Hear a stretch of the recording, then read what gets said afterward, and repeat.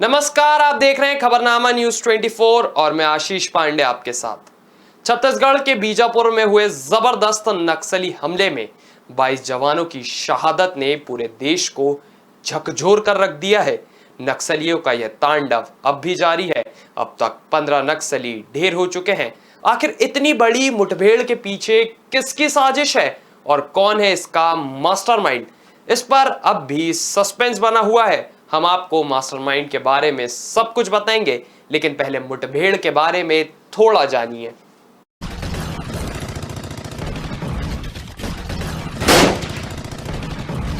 पिछले 24 घंटे से जारी मुठभेड़ में बड़ी संख्या में नक्सली हताहत हुए हैं। इसके साथ ही 30 से ज्यादा जवान भी घायल हुए हैं। घायलों को अस्पताल में भर्ती कराया गया है। बीते एक दशक में यह सबसे बड़ा नक्सली हमला है। 25 मई 2013 को सुकमा के झीरम घाटी में नक्सलियों ने कांग्रेस की परिवर्तन यात्रा पर हमला किया था। इस हमले में कांग्रेस के तत्कालिक प्रदेश अध्यक्ष नंद कुमार पटेल, विद्याचरण शुक्ला, महेंद्र शर्मा समेत सुरक्षा में तैनात 29 लोगों की मौत हुई थी। 3 अप्रैल को घटी इस घटना ने एक बार फिर उस हमले की याद ताजा कर दी।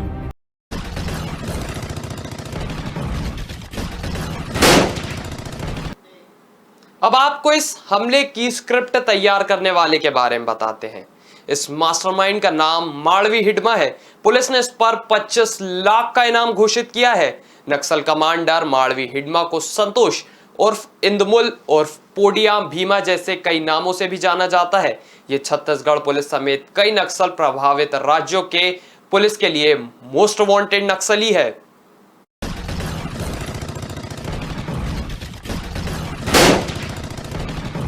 छत्तीसगढ़ में कई नक्सली हमलों को अंजाम देने वाले दुर्दांत नक्सली का जन्म सुकमा जिले के पूर्ववर्ती गांव में हुआ था। यह गांव दुर्गम पहाड़ियों और घने जंगल के बीच में बसा हुआ है। इस गांव में पहुंचना बहुत मुश्किल है। हिडमा के गांव में बीते लगभग 20 सालों से स्कूल नहीं लगा है। यहां आज भी नक्सलियों की जनताना सरकार का बोलबाला है। हिडमा की उम्र अगर 40 साल से ऊपर मानी जाए तो हिडमा का जन्म सुकमा में उस काल में हुआ था जब यहाँ नक्सलवाद चरम पर था। हिडमा की परवरिश ऐसे माहौल में हुई है जहां सिर्फ माओवादियों का शासन था। बताते हैं कि हिडमा सिर्फ 10वीं क्लास तक पढ़ा है, लेकिन पढ़ने लिखने में रुचि होने के कारण वह फर्राटेदार अंग्रेजी भी बोल लेता है। बताया जाता है कि हिडमा अपने साथ हमेशा एक नोटबुक लेकर चलता है जिसमें वह अपने नोट्स बनाता रहता है। हिडमा की पहचान को लेकर कहा जाता है कि उसके बाएं हाथ में एक उंगली नहीं है। यही उसकी सबसे बड़ी पहचान है।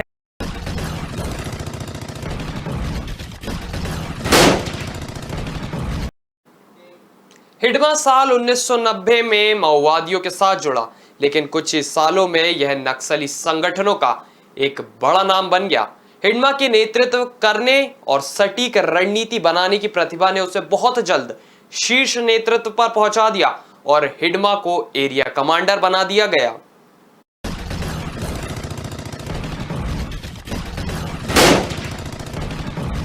साल 2010 में ताड़मेटला में हुए हमले में सीआरपीएफ के 76 जवानों की मौत में हिडमा की अहम भूमिका थी। इसके बाद बहुत चर्चित रहे साल 2013 में हुए झीरम हमले में भी हिडमा की अहम भूमिका थी। इस हमले में कई बड़े कांग्रेसी नेताओं सहित 31 लोगों की मौत हो गई थी। साल 2017 में बुरकापाल में हुए हमले में भी हिडमा की अहम भूमिका बताई गई थी। इस हमले में 25 सीआरपीएफ जवान शहीद हो गए थे।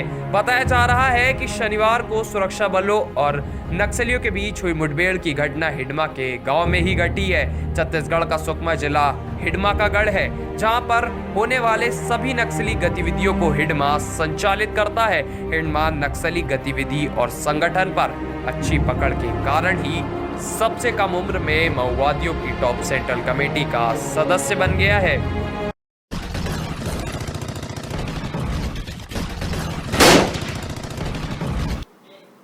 छत्तीसगढ़, झारखंड और आंध्र प्रदेश समेत कई राज्यों में नक्सली हमलों को अंजाम देने वाले खूंखार नक्सली हिडमा का जन्म सुकमा जिले के पूवर्ती गांव में हुआ था। इस गांव में पहुंचने के लिए आज भी ना तो सड़कें हैं और ना ही कोई अन्य सुविधा। आप इसी बात से अंदाजा लगा सकते हैं कि राज्य गठन के 2 दशक बाद भी इस गांव में स्कूल तक नहीं है। यह गांव दुर्गम पहाड़ियों और घने जंगलों से घिरा हुआ है। यहां आज भी नक्सलियों की जनताना सरकार की तूती बोलती है। बताया जाता है कि नक्सल गतिविधियों को अंजाम देने के लिए सभी नीति और रणनीति यहीं पर तैयार होती है और फिर उस घटना को अंजाम दिया जाता है।